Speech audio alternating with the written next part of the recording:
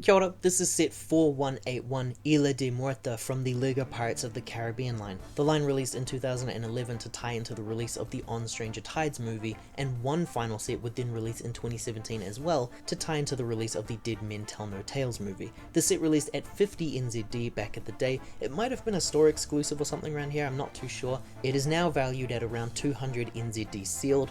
All of those Pirates of the Caribbean sets are really expensive, you better just get used to that. After going through my entire collection recently, I was able to find a couple of once lost but loved Disney sets. The set overview for this here is the third act setting for the only set based on Curse of the Black Pearl. LEGO did make a few Pirates of the Caribbean movie based sets, but only a very small handful of the sets were dedicated to the first trilogy of movies, and you thought their treatment of Indiana Jones in 2023 was bad. Not a single set for At World's End ever released, despite the fact that there was a LEGO video game that released with 5 levels dedicated to that movie. The build is a pretty cool cove with some elements to resemble some rocks of a cave and some water for the sea. We have a good amount of gold parts that have been scattered all around the set as interactive objects for the pirates to be tempted by, but they also act as parts that kind of connect onto builds, or they're all used for decorations like the use of studs. The end sequence involves the crew of the Pearl believing that Elizabeth Swan will be their savior in lifting the curse. The curse is a playable feature in this set.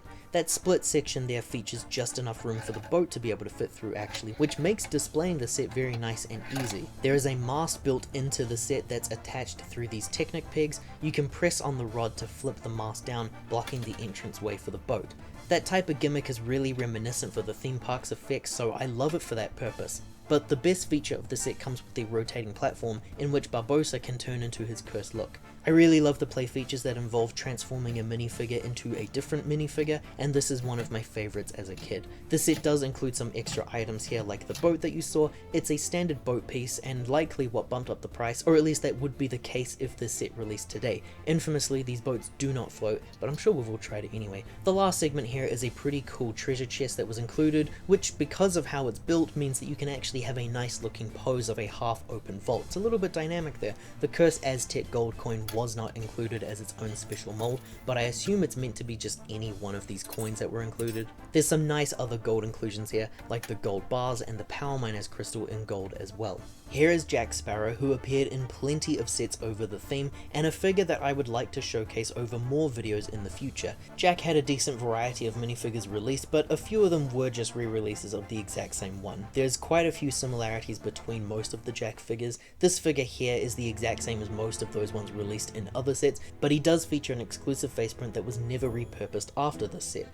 His snarling expression is pretty good, but it's his reverse skeleton faceprint that really seals it for me. A true definitive Curse of the Black Pearl figure inclusion. I've always loved that hairpiece with the special molding and the bandana, and all of the detailing that just went into him is really crazy when you start looking at the nitty-gritty details. I'd be really curious to see what a remake of this figure looks like, just to see what LEGO would want to do differently, because I think they aced it on their first ever try. Here he is with the main trio of characters from this series. Jack greatly resembles the franchise as a whole, whereas I think the other two members here are just stuck on one specific movie's look, and they were the only variants that we ever saw of them. Which leads us to Elizabeth Swan. She was our one and only release of that character, only in this set, and it has bothered me ever since because this outfit is just far too specific for her to be a one and done release. She appears wearing her red dress from the movie that she was forced into wearing from the crew, the older style of LEGO dress pieces where it's just a red brick under the torso. Reversible face to show an angered expression. I like her facial expressions, but I don't see either Kira or Elizabeth in any of them. She's a nice figure, but for a Pirates display compared to the other figures that released, in order to represent the franchise as a whole, she needs a little bit of purist customizing.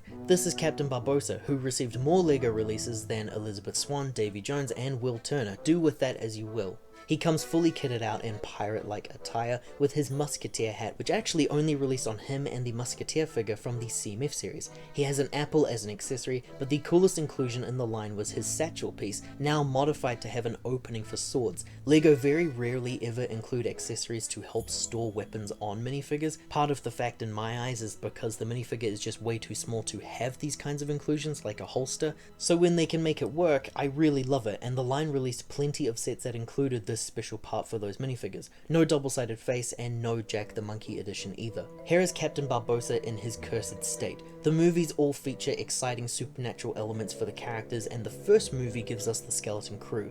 Only one set featured anyone from that crew, and it happened to be Barbossa. He uses the Ninjago skeleton design, plus a few special parts that make him appear as though he's still Barbossa. Example being his satchel piece, his hat, and his face print, all kind of keeping that character intact. The satchel is extremely loose on this body, given that it was designed for a minifigure, not a skeleton. In my eyes, it would have been acceptable if this figure was just a minifigure with some special printing around that resembled the look of a skeleton. Barbossa in the movie still wears clothes when he turns into the skeleton, so it's something that I could imagine maybe would get worked on if they were to revisit this theme in the future. In case you were wondering just what Jack Sparrow looked like if you were to swap some parts over, he would look a little bit like this. He loses too much of that character's design, missing his clothing. This set really takes me back to when LEGO ideas were a lot simpler in their scaling when I was a kid. Back in the early 2010s, sets like this were actually really affordable for me, simply earning pocket money through some odd jobs through the school holidays. Most of, if not every $50 NZD set that released from 2010 onwards was purchased by me during my school holidays as a kid, just out of pocket money, until LEGO eventually stopped honouring that sweet $50 price point. It feels great to have a scene that was designed here by using creative liberties to give us 4 really good minifigures and a great representation of a movie's finale. If only we knew back then that this would be the last ever time that we would see Curse of the Black Pearl in LEGO. If you enjoyed this look at an older LEGO set, liking and subscribing does help to support this channel. Ka kite anō.